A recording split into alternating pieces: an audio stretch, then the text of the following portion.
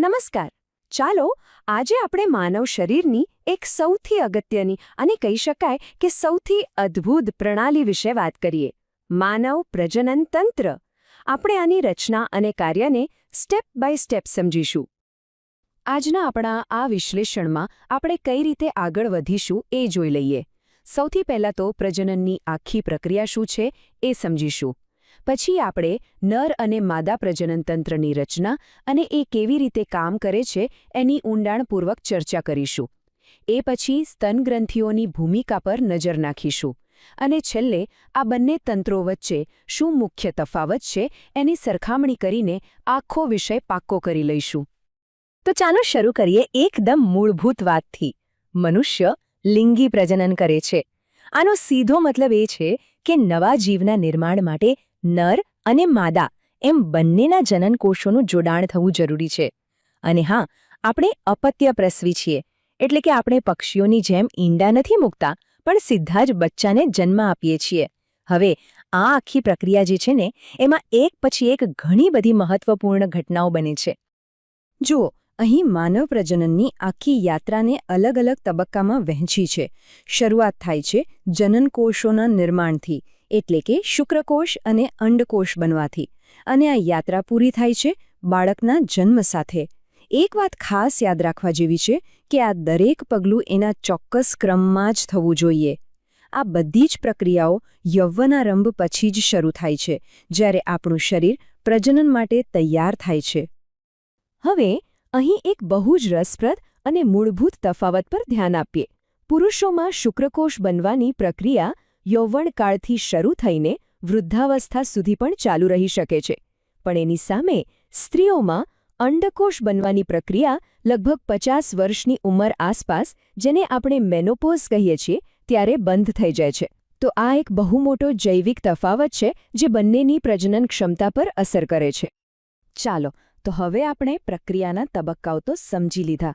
હવે ઊંડા ઉતરીએ અને પહેલા તંત્રની વાત કરીએ. નર પ્રજનન તંત્ર. આ તંત્ર શરીરના નિતંબ પ્રદેશમાં આવેલું હોય છે, અને એના અલગ અલગ ભાગો અને એમના કાર્યોને સમજવા ખૂબ જ જરૂરી છે. તો નર પ્રજનન તંત્ર મુખ્યત્વે આ 4 ભાગોમાં વહેંચાયેલું છે. શુક્રપિંડની એક જોડી, જે જાણે કે ઉત્પાદનનું મુખ્ય કેન્દ્ર છે. પછી આવે સહાયક નલિકાઓ, જે બનેલા શુક્રકોષોને આગળ લઈ જવાનો માર્ગ છે. ત્રીજું છે સહાયક ગ્રંથિઓ, જે જરૂરી પોષણ અને માધ્યમ પૂરું પાડે છે. અને છેલ્લે બાહ્ય જનેન્દ્રિયો. ચાલો હવે આ દરેકને વિગતવાર જોઈએ. અહીંયા 2 મુખ્ય મુદ્દા છે. પહેલું, શુક્રપિંડ. આ પ્રાથમિક નરજાતિ અંગ છે.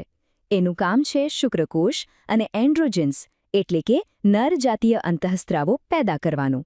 પણ બીજો અને એટલો જ મહત્વનો ભાગ છે વૃષણ કોથળી. આ એક કોથળી જેવી રચના છે, જે તાપમાન નિયંત્રક તરીકે કામ કરે છે. એ શરીરના તાપમાન કરતાં લગભગ 2 થી 2.5 ડિગ્રી સેલ્સિયસ જેટલું નીચું તાપમાન જાળવી રાખે છે. કેમ? કારણ કે શુક્રકોષોના નિર્માણ માટે આ ઠંડુ વાતાવરણ એકદમ જરૂરી છે. હવે શુક્રપિંડની અંદર શું છે એ જોઈએ. આ ખૂબ જ વ્યવસ્થિત રચના છે. કલ્પના કરો કે શુક્રપિંડ એક ફેક્ટરી છે. એની અંદર લગભગ 250 જેટલા શુક્રપિંડીય ખંડો છે. દરેક ખંડમાં શુક્ર ઉત્પાદક નલિકાઓ નામની પાઇપલાઇન છે, જ્યાં શુક્રકોષોનું ઉત્પાદન થાય છે. આ ઉત્પાદનમાં 2 પ્રકારના કોષો મદદ કરે છે. આદિ શુક્રકોષો, જેમાંથી શુક્રકોષ બને છે, અને સર્ટોલી કોષો, જ્યાં વિકાસ પામતા શુક્રકોષોને પોષણ આપે છે, જાણે કે ફેક્ટરીની કેન્ટીન હોય. અને આ નલિકાઓની બહારની જગ્યામાં લેડી કોષો છે, જે ટેસ્ટોસ્ટેરોન જેવા હોર્મોન્સ બનાવે છે. એકવાર શુક્રકોષો બની જાય પછી એમની યાત્રા શરૂ થાય છે. આ સ્લાઇડ એમના પ્રવાસનો આખો નકશો બતાવે છે. શુક્રોત્પાદક નલિકાઓમાંથી નીકળીને એ વૃષણજાળ, પછી શુક્રવાહિકાઓમાં જાય છે. ત્યાંથી પહોંચે છે અધિવૃષણ નલિકામાં. આ જગ્યા બહુ મહત્વની છે, કારણ કે અહીં શુક્ર. फ्रेंड्स, इस वीडियो को पूरा देखने के लिए आज ही फ्लेक्सी टीचर ऐप सब्सक्राइब करें, जहां आपको मिलेंगे animated videos, digital books, text book solutions, notes, DPP और क्विज. और हाँ, flexi teacher app mobile, TV और कंप्यूटर पर अवेलेबल है. और अगर आपके पास इंटरनेट नहीं है तो तुरंत ऑफलाइन सेट टॉप बॉक्स के लिए संपर्क करें. Flexi teacher, the one you needed.